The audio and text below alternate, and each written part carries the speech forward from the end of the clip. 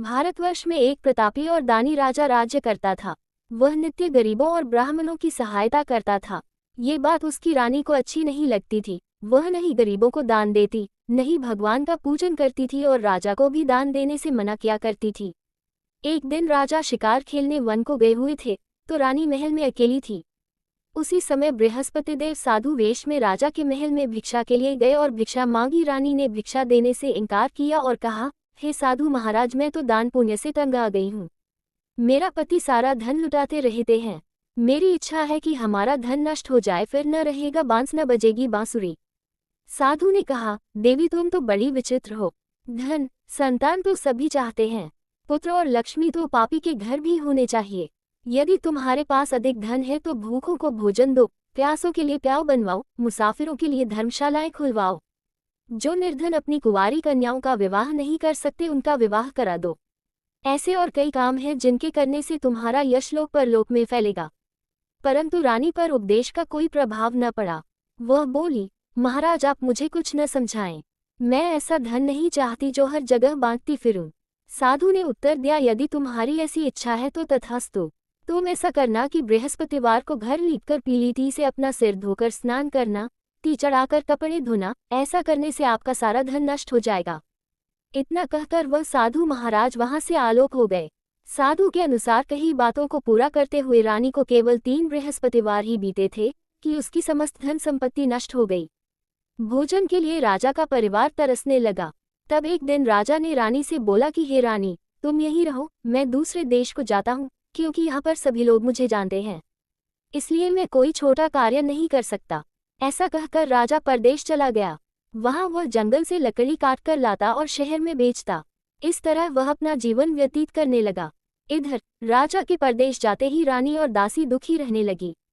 एक बार जब रानी और दासी को 7 दिन तक बिना भोजन के रहना पड़ा, तो रानी ने अपनी दासी से कहा, हे दासी, पास ही के नगर में मेरी बहन रहती है, वह बड़ी धनवान है, तू उसके पास जा और कुछ ले आ, ताकि थोड़ी बहुत गुजर बसर हो जाए।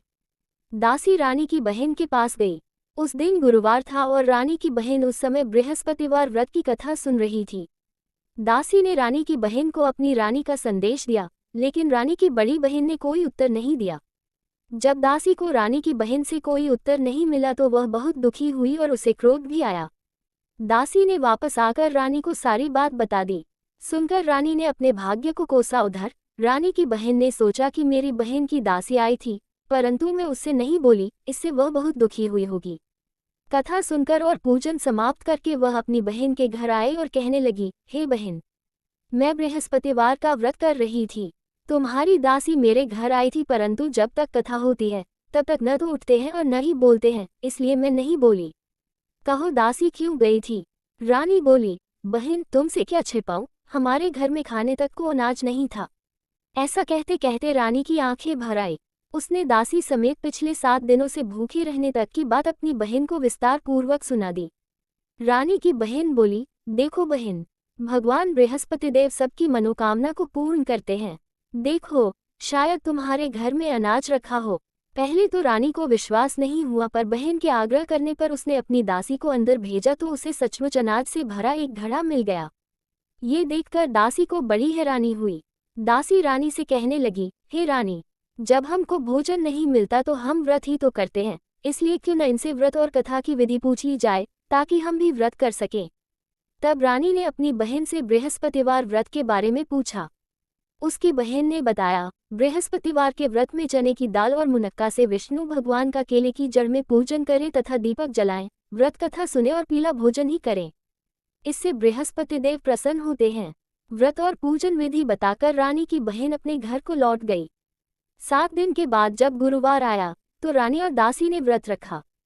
घुड़साल में जाकर चना और गुड़ लेकर आई, फिर उससे केले की जड़ तथा विष्णु भगवान का पूजन किया।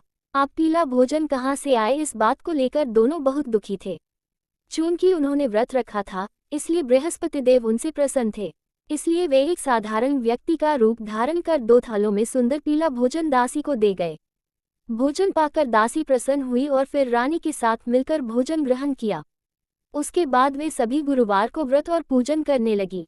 बृहस्पति भगवान की कृपा से उनके पास फिर से धन संपत्ति आ गई। परंतु रानी फिर से पहले की तरह आलस्य करने लगी।